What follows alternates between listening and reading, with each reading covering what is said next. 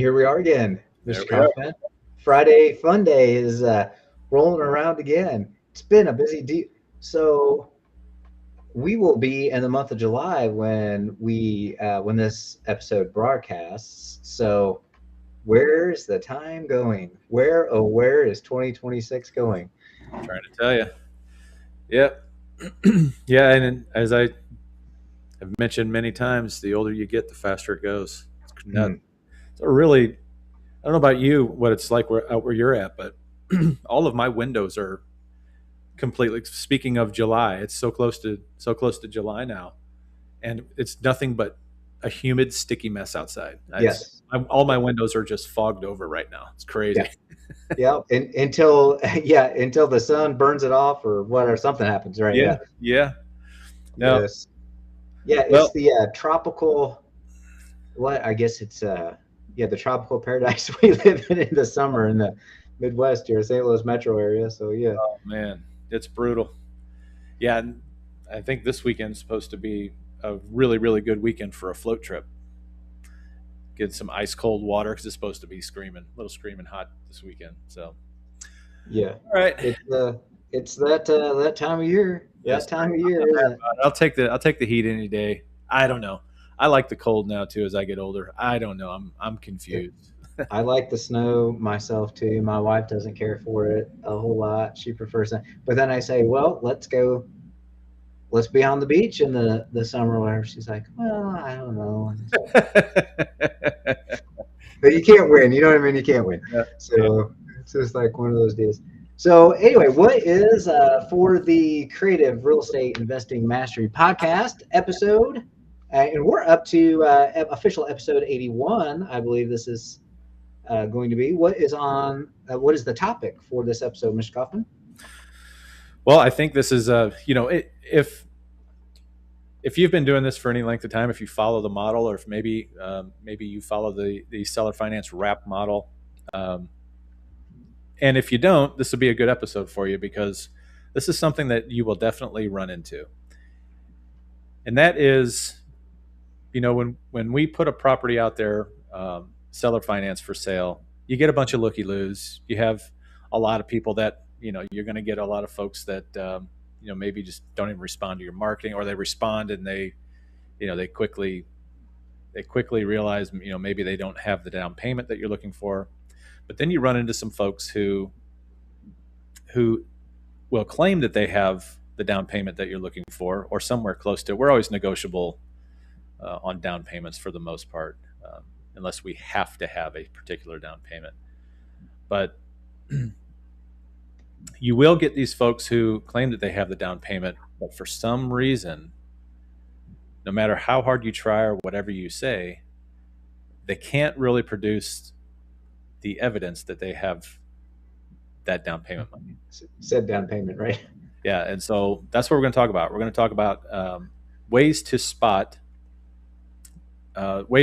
these folks who have this phantom money out there sitting somewhere, and ways to preventative methods, I guess, for spotting them early on, so you're not tying up a property for 30 or 40 days and waiting for this big magical check to show up.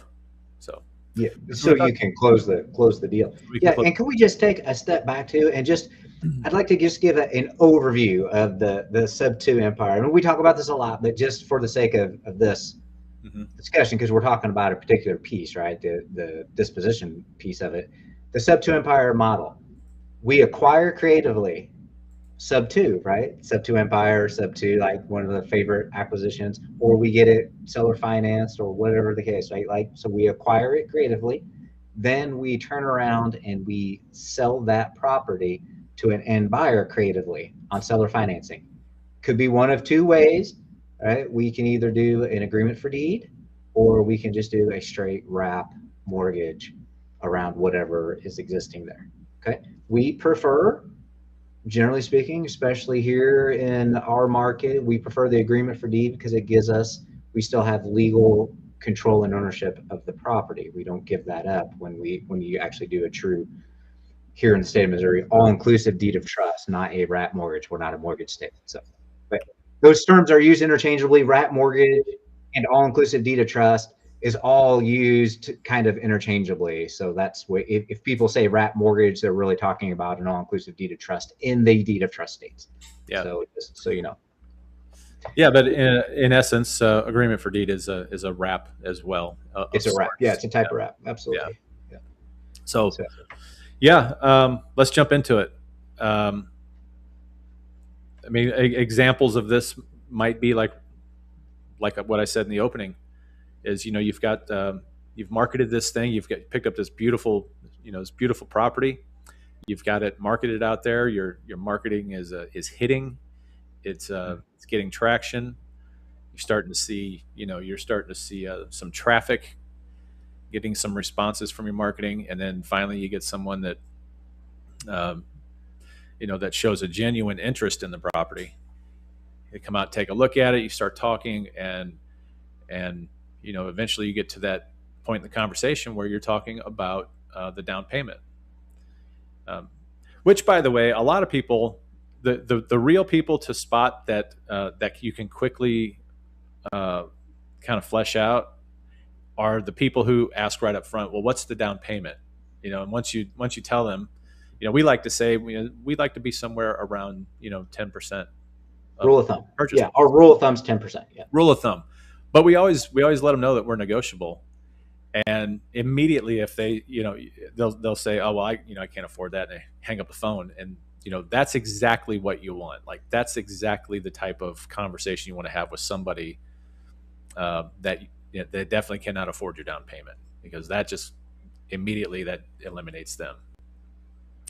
But if you get to that point in the conversation where somebody has a genuine interest in the property, and they ask you what that down payment is, and they don't, and you tell them, and they don't really flinch, that can be a good sign or a bad sign. You won't know that until you actually get into vetting them, and having them provide evidence and proof that they actually have this down payment.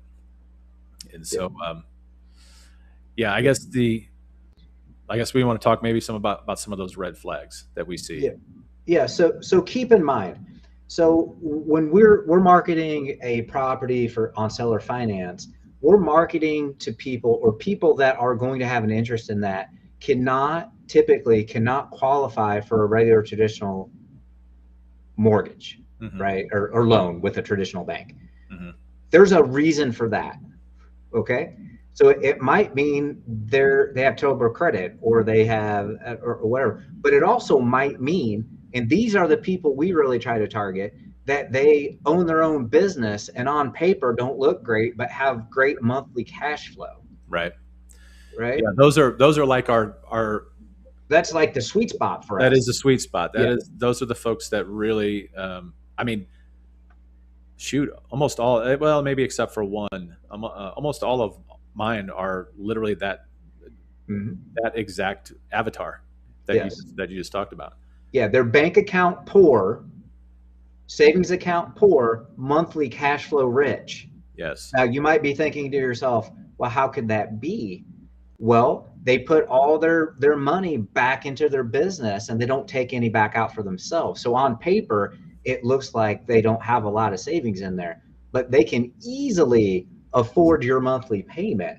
Mm-hmm. And so you might have to, so if they don't have, and we're talking, so let's take a step back. So we're talking about usually our target houses are, $200,000 to $350,000 on the retail side. So we're talking about 10% down payments of $25,000 to $35,000.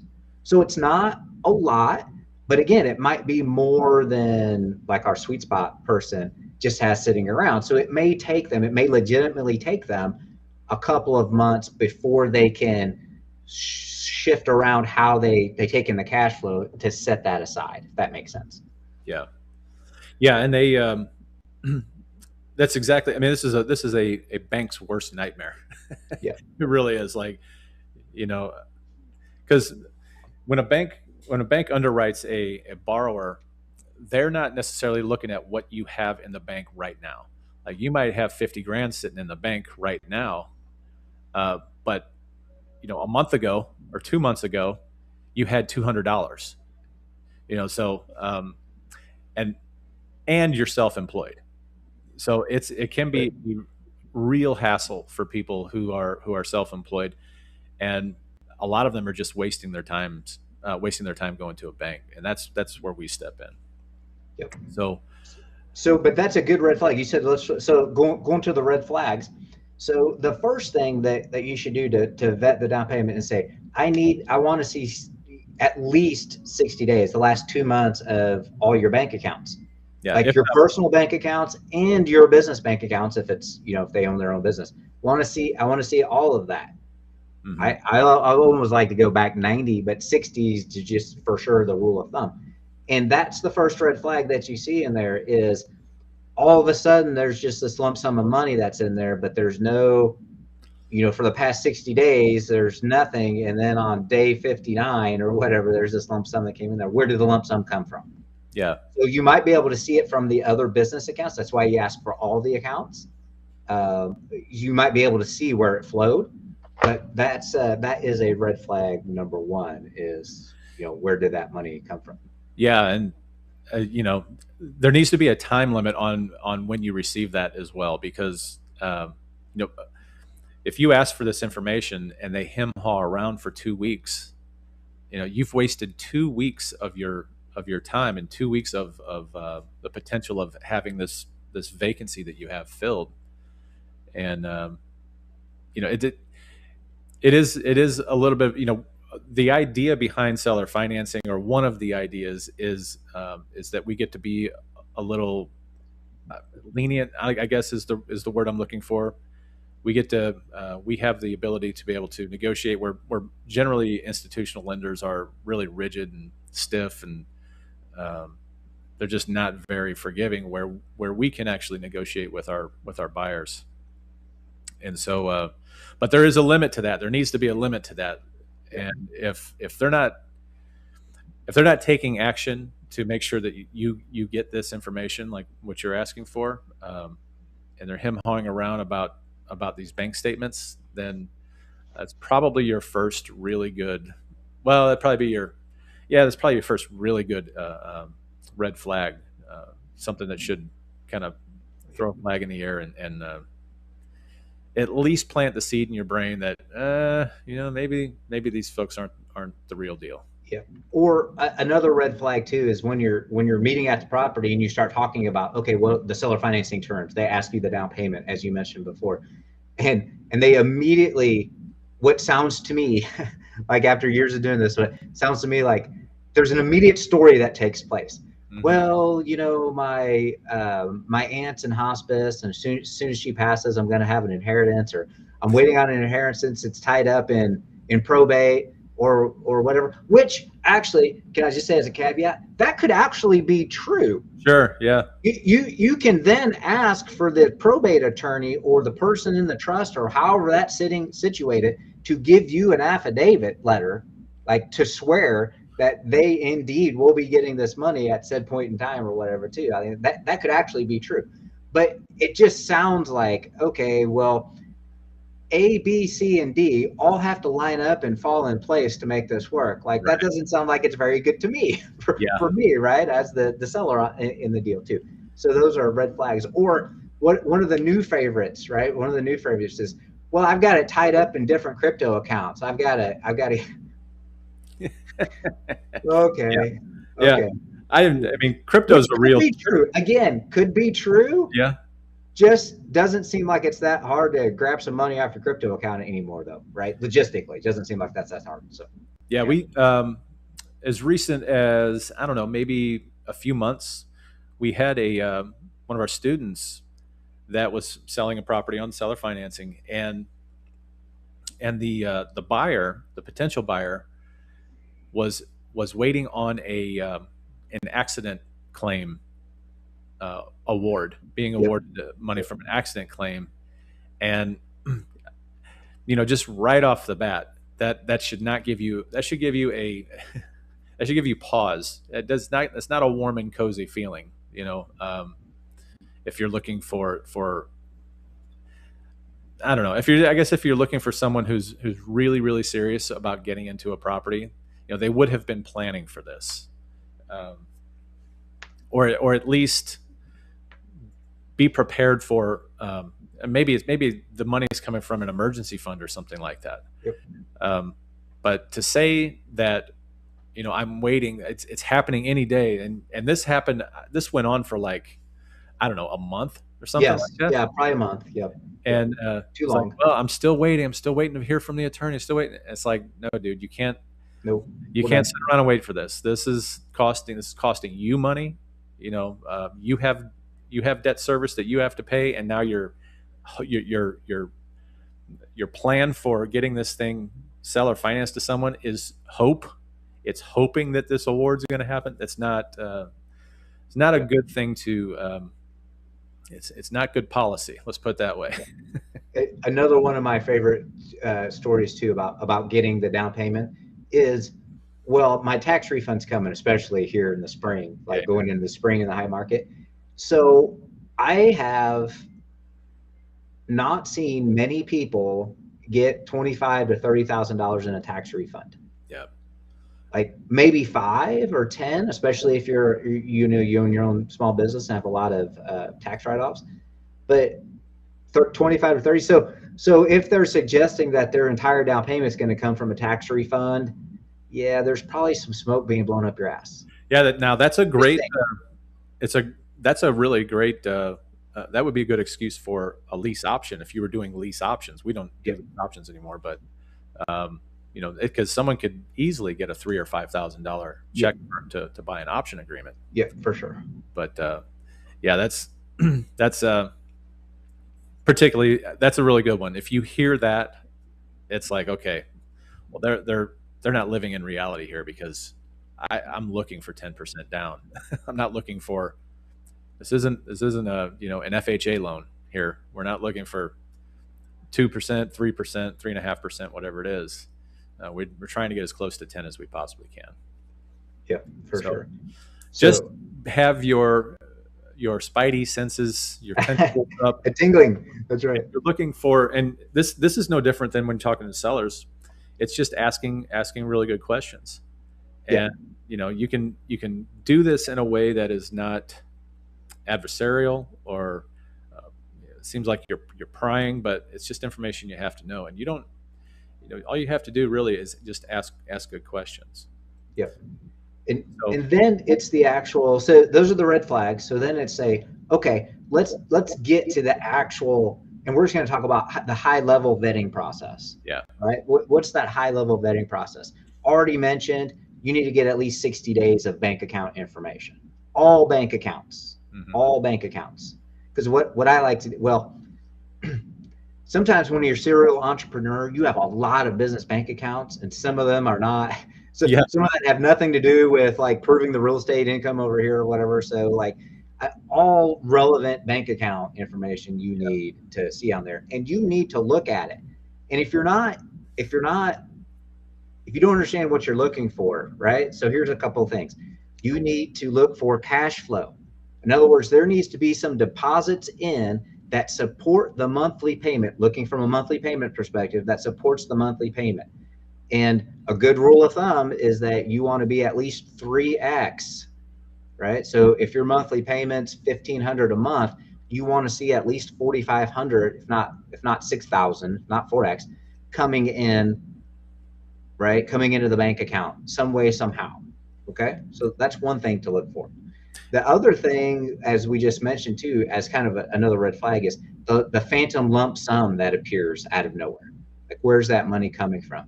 And sometimes it's very easy to see, okay, it was over here in the business account, and then he transferred it, like paid himself, right? Transferred it over here to the personal account or whatever. So sometimes you can easily track that stuff through.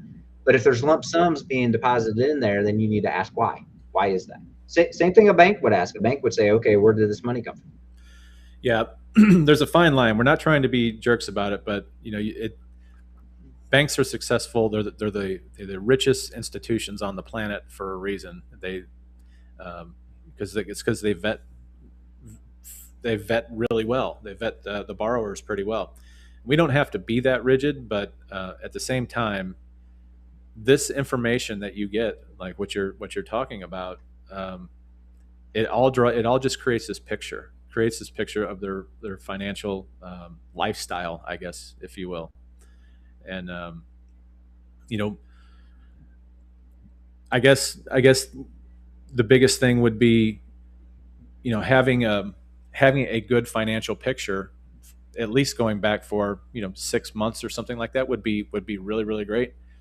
But I think what you're saying, what you're talking about with showing cash flow is even probably more important than the down payment, and from my point of view, just because Yes. this is an ongoing relationship. We need to have seasoned, you know I don't want to say seasoned money, but we have to have cash flow that is consistent every month, just to be able to make sure that we can cover that payment. So, Yep. Let's talk about real quick about one really, really good way of kind of taking this off of your plate, vetting these folks and taking this off your plate, and so that it can be out of your mind and in someone else's hand, a professional's hands. Yes. And I'm, of course, talking about a residential mortgage loan originator, an RMLO. These guys are registered professionals that literally do this for a living. They are the folks that are going to be vetting these people for you. Now, what you're doing when you're meeting them at the house and you're talking about, do you have this money and everything? You're trying to get them to that point where you're going to hand them off to an RMLO. And we don't use an RMLO for everything. Regularly, yes. Yeah, it's something that I guess trying to think of a situation where we would use one versus when we wouldn't. One right off the bat is just the obvious. It's more of a gut. I don't want to say that gut feeling is a strategy, but when you're talking to a real player, when you're talking to someone who is going to have that cash and they're ready to plop that down on the table, like the new build out there that we seller financed. We knew that one was no problem at all. Yeah. I'm going to talk about that as a specific example here in a second. But yeah, and that's go ahead. Oh, yeah, but what you're saying is good. So so if someone was asking, is like, okay, well, we have this seller finance model in here. Why don't we use an RMLO all the time? Well, I just want to dive into that a little deeper too, because I think if you're just starting and you're truly doing wrap, I'm just going to use the term wrap mortgage, where you're deeding it over there and you are becoming the bank. In other words, you're holding the note for that too. That is a better time to use an actual RMLO. No doubt. Because what you can do is you can then sell off that note on a secondary market if you want. And the amount that you get back for your note increases greatly if you have an RMLO as the underwriter as vetted that buyer for you, right? So it makes your note more valuable on a resale market. No doubt. That's one reason to do that. We don't use them so much when you do the wrap that's a contract for deed. Yeah. Okay. We don't necessarily tend to do that. Although you can sell agreements for deed on a secondary market, they're typically not as valuable. And as Jeff mentions, like, our goal is long-term monthly cash flow. And so we really don't have an interest in selling it off. So on a wrap that's an agreement for deed, we tend to vet themselves. We tend to vet that ourselves much more. Also too, sometimes you forget, we have our own real estate investment fund. And so we're pretty adept at underwriting our own people, right? And so until you get to that level, right, we would suggest using an RMLO, especially if you're doing true wrap mortgages, all-inclusive deed of trust. If you're transferring the deed over and you're holding back that note, right, if you want to make that as valuable as possible, we would definitely suggest using an RMLO for all of that in there too. So just wanted to kind of touch base on that. We can maybe that sounds like that smell. If you smell that, that smells like another podcast episode on RMLOs and Yeah. all that stuff. And Yeah. just for the record, I guess for those of you who are not familiar with what an RMLO does, they're going to be the underwriters, like you said, Ken. They are going to collect all the documents. All of those documents are going to be uploaded into an online portal, and it's once they have those documents, they meet the requirements that we have. Not only that the RMLO has as proof of funds, but it's going to meet our requirements as well. They're going to give us the green light, and then we will, we'll proceed with the sale. But one of the things that a borrower would quickly realize is if they get into that RMLO portal, and this thing's going to ask for all kinds of documents. They're going to ask for things, and quickly they quickly realize that the fake ones anyway will quickly realize that I don't have all this information. I can't. Yeah, it's put up or shut up. Yeah, Put up or shut up and so you're still going to pay that RMLO for that underwriting, which is fine. It's definitely worth the money. Yeah. But you just saved yourself tons and tons of time doing this yourself and potentially taking a chance and not doing it correctly. So yeah, and the RMLO too is usually a flat fee that you can just add on to closing, like $1,200, $1,500, whatever that is. And so also too, you can establish with the RMLO your particular qualifications, like your criteria. Yeah.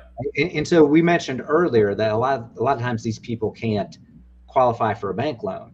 But now we're saying send them over to RMLO, which is going to grill them just like a bank grills them. Well, yes, if that's what you want, but you can ratchet that down and go to like, okay, here's our minimum requirements. This stuff has to be met. And then the RMLO stuff. But they still have to prove it. Like there's no way around. You still have to prove that you can make the monthly payment. You still have to prove that the down payment's available. You have to prove that. And the RMLO, as the professional you mentioned, is signing off on that. And then you get these documents that prove that buyer was vetted, which makes your note more valuable on the resale market. Yep. Yeah. I mean, there's going to be, it's just like anything else. If you hire, if you hire an attorney, you go in and you tell an attorney, this is what I want this is the result that I want. Here are my criteria, and then I will be satisfied. RMLOs is going to be the same way. They're not necessarily, unless you want them to, underwriting based on Fannie guidelines. They don't have to stick to that. It's all about kind of customizing what the underwriting looks like to meet your needs. Yep. Oh, good. So let's talk about so you had mentioned in here before, well, if I'm an end buyer, I'm not going to turn over these documents or go through that vetting process, whatever it is, whether it's just to me or whether it's to an RMLO or whatever. I'm not going to go through that unless I have a contract on the property. So you had also mentioned earlier too, saying, well, you don't want to lose 3 or 4 weeks going through this vetting process with the buyer if you don't have to.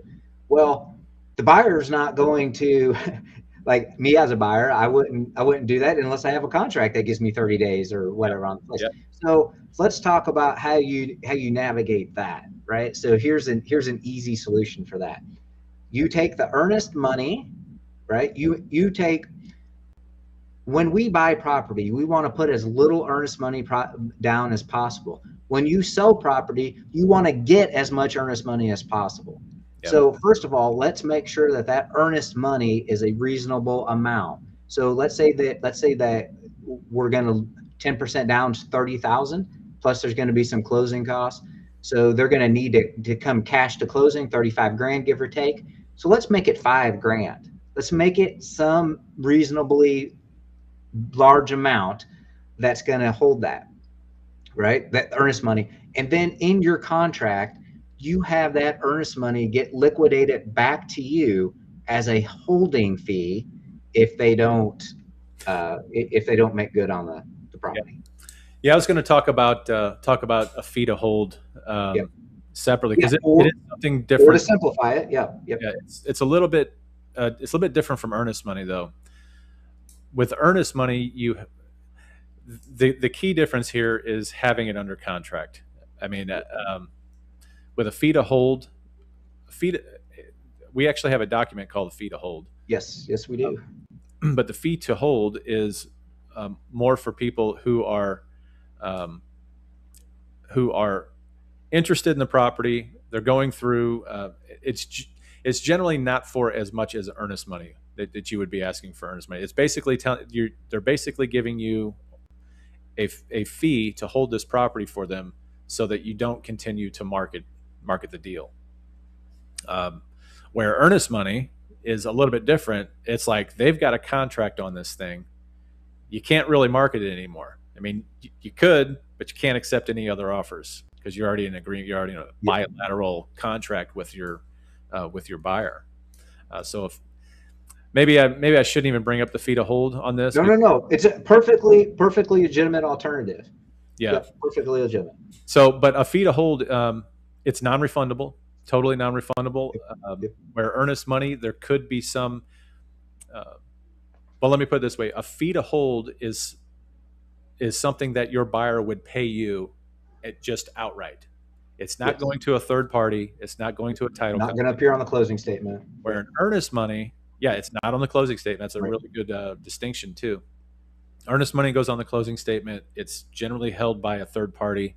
Yep. And if there's a dispute, that earnest money could be tied up with that third party. Where a fee to hold is something totally different. It's just they give you a check. Generally, it's less than the earnest money. Yeah. I like to make it for at least if I'm going to do a fee to hold, I like to make it for at least 1 month of my underlying debt service. Your costs, right? Yeah, just my costs. It doesn't hurt. It kind of still does damage you because now you've got a property that is kind of getting stale out there on the market after 30 days. Yeah, could potentially. Yep. But no, it is a good alternative because it's it pays everything for that month that they might tie it up, and it's just given to you. It's not. There's no disputing. There's no back and forth about whether this earnest money should be released back to the buyer or the seller. So it's another alternative to look into for sure. Yeah, and it's a good alternative to offer up front to get the to get the people to play nice from the beginning. Nobody, right? And let's say that the hold fee for a month is $1,500 or it's $1,750 or whatever, right? No one's going to want to give you $1,500 if they don't think they're going to go through the vetting process, right? The whole point of that is that so we can vet them, right? So that we don't go into an agreement with anybody else while we're doing the vetting process. That's the purpose of the hold fee. Typically, people aren't going to hand over any amount of cash to you unless they're fairly serious or confident. Well, I mean, they could just be lying to themselves, I suppose. Yeah. But typically, they would actually be more. When someone would agree to that, it would make me feel much better and inclined to say, okay, well, we're definitely gonna go through the vetting. Like, they're serious about this, and let's do it. That's what that signals to me if someone agrees to that. Yeah. I think they're serious in both situations where they're giving a substantial amount of earnest money or using the fee to hold. And I think in either situation, I want to have them vetted. I just don't like the idea of having a property tied up for that amount of time and no recourse really, or the recourse that we do have is is determined by a court or something like that. Where the fee to hold becomes a really nice tool to use. And also too, so just real quick example. So let's talk about the vetting we did on the wrap. You mentioned the new hold over there and the new build, the new build that we did in there. So we had so it was a gentleman that owned his own business, his own company, and he wanted to purchase the property for his son, ultimately, who didn't really have his own credit or anything like that. Can't get traditional qualified. He also didn't want to go through the traditional qualifying on paper and all that too. And I said, okay. I said, great. Let's do, like, send me your information, and we'll go from there. And he immediately sent it to me.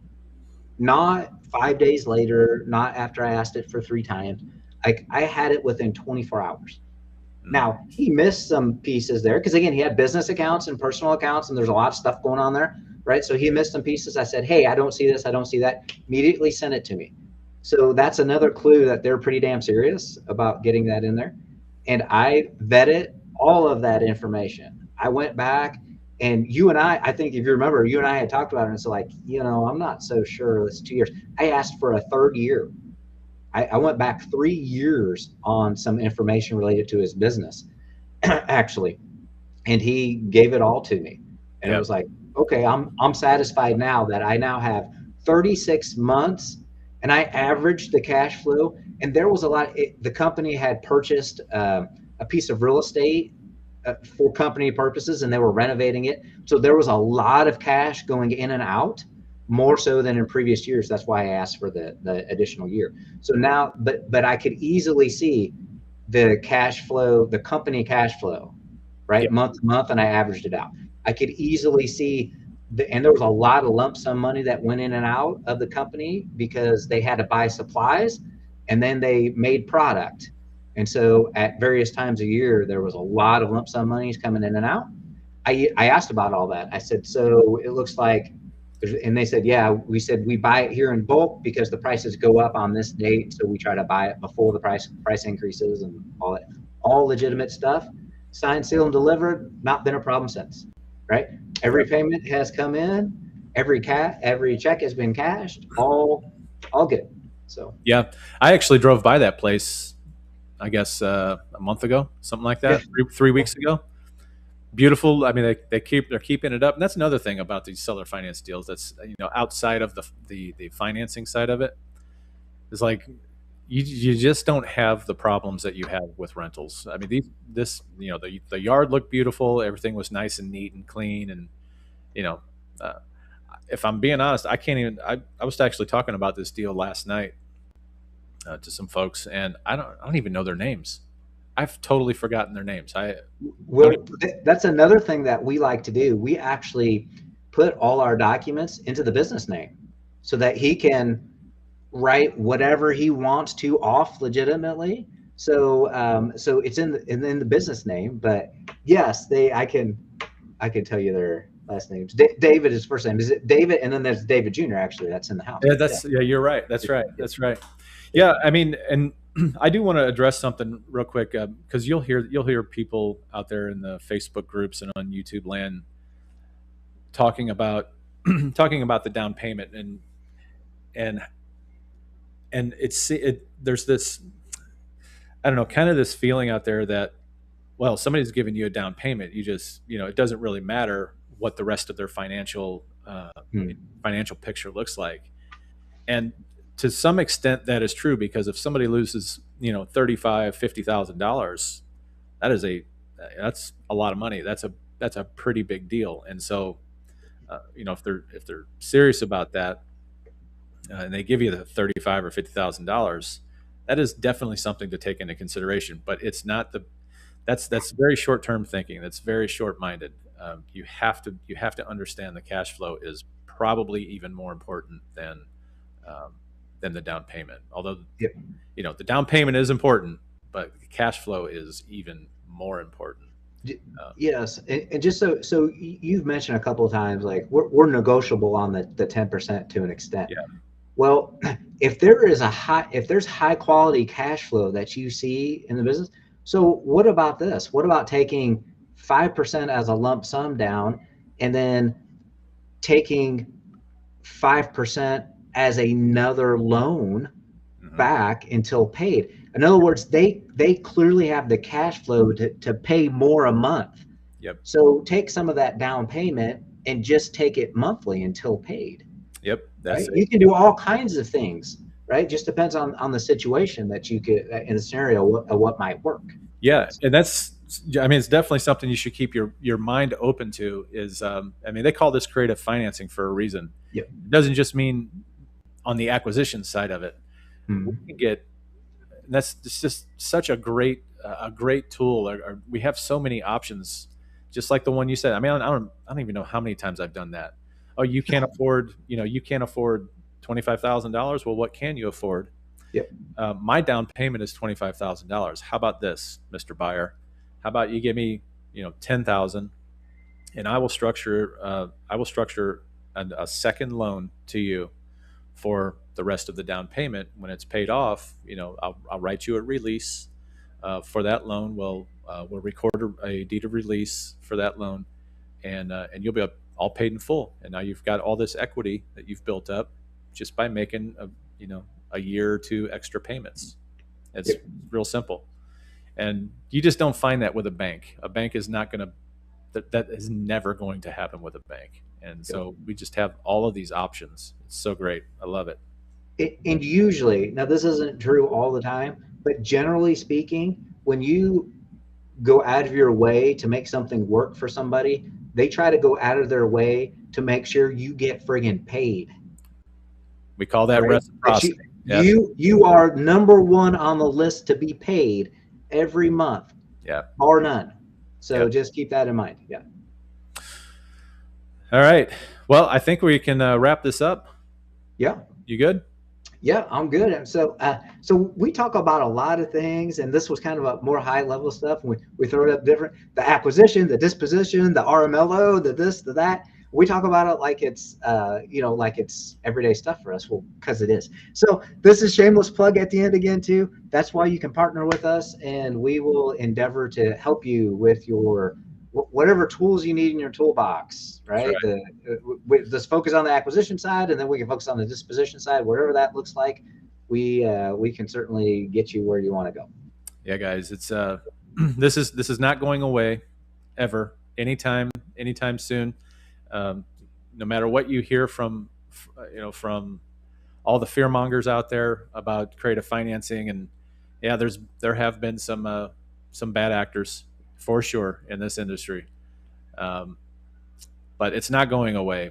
There's just no way that this can be controlled in a way that they quote they control everything else.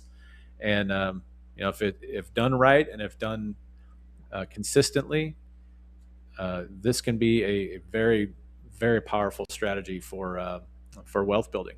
And so, go check us out over at Sub2 Empire, sub2empire.com.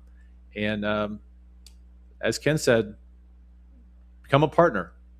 We're always looking for new deal partners, and have no doubt that we can get you started. So for sure. All right, guys.